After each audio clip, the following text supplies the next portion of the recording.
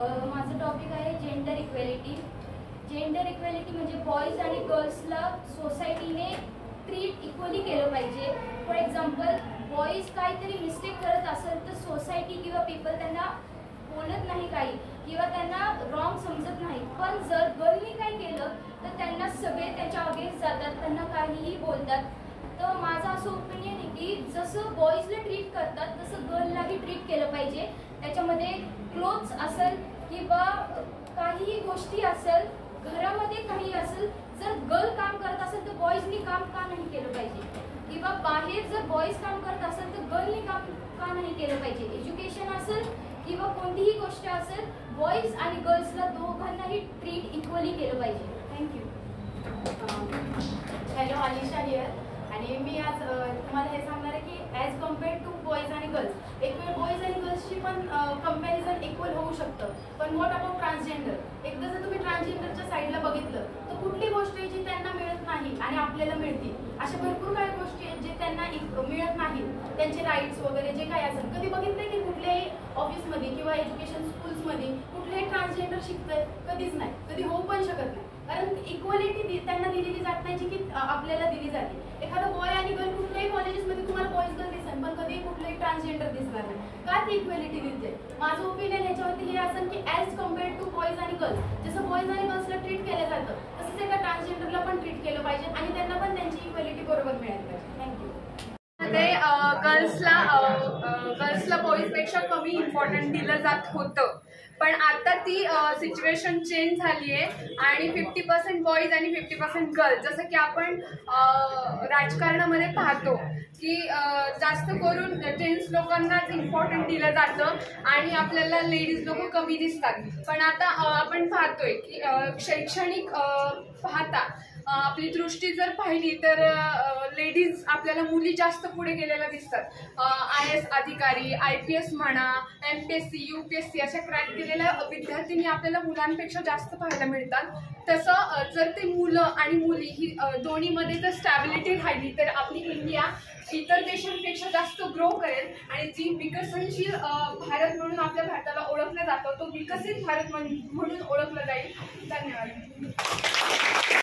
मोठ्या आवाजात आपण बघतो की स्कूल किंवा कॉलेजेसमध्ये किंवा टीम वर्क करताना आपण समजा आपल्याला टीममेट पाहिजे असेल तर आपण गर्ल असेल तर गर्ल्स घेतो किंवा बॉय असेल तर बॉयज घेतो. पण माझ्या ओपिनियनमध्ये मी मुलीला प्रेफर करणार नाही, कारण की काही मुलींमध्ये असं असतं की ती माझ्यापेक्षा चांगली करते तर जेलस फील होतं. तुमच्यामध्ये असं म्हणत नाही, पण काही मुलींमध्ये अशी टेंडन्सी असते की त्यांना असं जेलस फील होतं आणि त्यांना असं बघवत नाही. त्यामुळं आपलं वर्क खराब होतं, आपल्याला आपला कॉन्फिडन्स वगैरे लो होतो त्याच्यामुळे. त्यामुळे मी मुलींना जास्त करून प्रेफर नाही करणार. ती जर का सपोर्ट करणारी असेल तर चालेल, पण असं जेलसी वगैरे तसं नाही. मुली दोघं राहू शकतात, कारण मुलं असल्यामुळे पोरांचं डिसिप्लिन समान राहतं. जास्त रिंगमस्ती करणार नाही बाहेर. महिलांसाठी राखीव जागा ठेवलेल्या असतात, त्या महिलांसाठीच आहेत फक्त. आणि जसं मुलांसाठी काहीच नाहीये. महिलांच्या जागेवरती मुलं बसली तर महिला उठवतात, तसं मुलांसाठी जागा कुठेच नाहीये. तर जसं महिलांसाठी आहे तसं मुलांसाठी थोडीशी जागा आपण उपलब्ध करून दिली पाहिजे. असं नाही की फक्त महिलांनाच समान हक्क दिला पाहिजे. तिथे महिलांसाठी जास्त. मुलीला गाडी चालवता येत नाही हे बरोबर आहे, मुलीला गाडी चालवता येत नाही, पण एकदा जर मुलीने जर ठाण घेतली ना की तिला गाडी चालवता येते, ती मुलांपेक्षा बेटर चालवू लागते. लाइक हाउस होल्ड वर्क, ये आजकल सब लड़कियां भी आजकल ये हो गया है कि नहीं हमको जॉब करना है, हम हाउस होल्ड वर्क नहीं करेंगे. आजकल ये सब ही हो गया है. बट हाउस होल्ड वर्क ये ऐसी नेसेसिटी चीज़ है कि बाबा जो दोनों बॉयज एंड गर्ल्स दोनों को आनी ही चाहिए. क्योंकि अभी कोई बाहर अगर आउट ऑफ स्टेशन लाइक पढ़ाई के लिए कुछ दूसरे काम के लिए गए तो अपन हर टाइम बाहर से नहीं मंगा सकते जोमेटो स्विगी से. वो बेसिक नेसेसिटी है कि भाई थोड़ा बहुत कुकिंग वगैरह आने ही चाहिए, लाइक बॉयज और गर्ल्स दोनों को.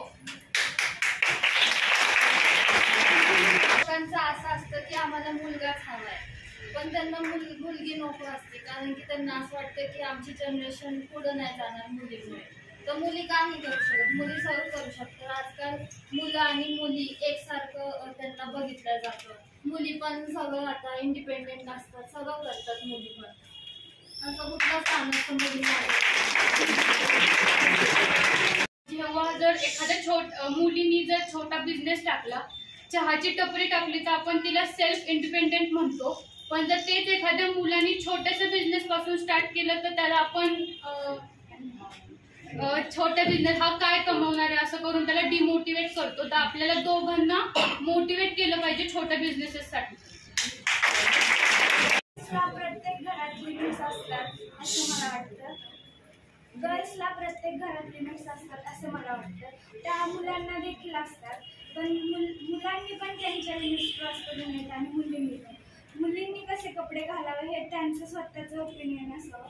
आणि मुलांनी ते त्या मुलींकडे कोणत्या दृष्टीने बघावं. जर त्यांची नजर चांगली असेल तर मुलींना पण ह्या जगात फ्रीली वागता येईल. आणि मुलांनी मुलींशी किती क्लोज व्हावं हे पण मुलींना कळलं पाहिजे, मुलांना पण कळलं पाहिजे.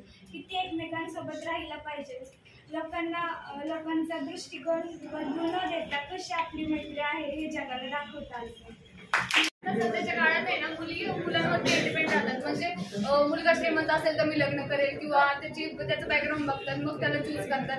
पण मुलींनी सुद्धा स्वतः काहीतरी केलं पाहिजे. मुलींनी सुद्धा इंडिपेंडेंट व्हायला पाहिजे. नुसतं मुलांना कॉलेजमध्ये आलं किंवा अभ्यास केला पाहिजे, त्यांनी काहीतरी त्यांचा एम ठेवलं पाहिजे. नाहीतर मुली आजकाल टाइमपास जास्त करतात आणि अभ्यास कमी करतात. घरचे त्यांना कॉलेजमध्ये शिकायला पाठवतात, तर त्यांनी शिक्षणच घेतलं पाहिजे. आणि मुलं तशी करिअर करतातच काही मुलं, पण टाइमपासमध्ये वेळ घालवतात. मी असं म्हणेल की घरचे आपल्याला एवढं कमवून शिकून कॉलेजमध्ये एवढी फीस भरतात 21,000 तर आपण काहीतरी करून घरच्यांना दाखवलं पाहिजे. आणि मुलींनी ना की बॉयफ्रेंड केले पाहिजे, की शिक्षण केलं पाहिजे, नंतर मग ते बाकीचे त्यांनी स्वतः इंडिपेंडेंट झाल्यावर ते ठरवलं पाहिजे.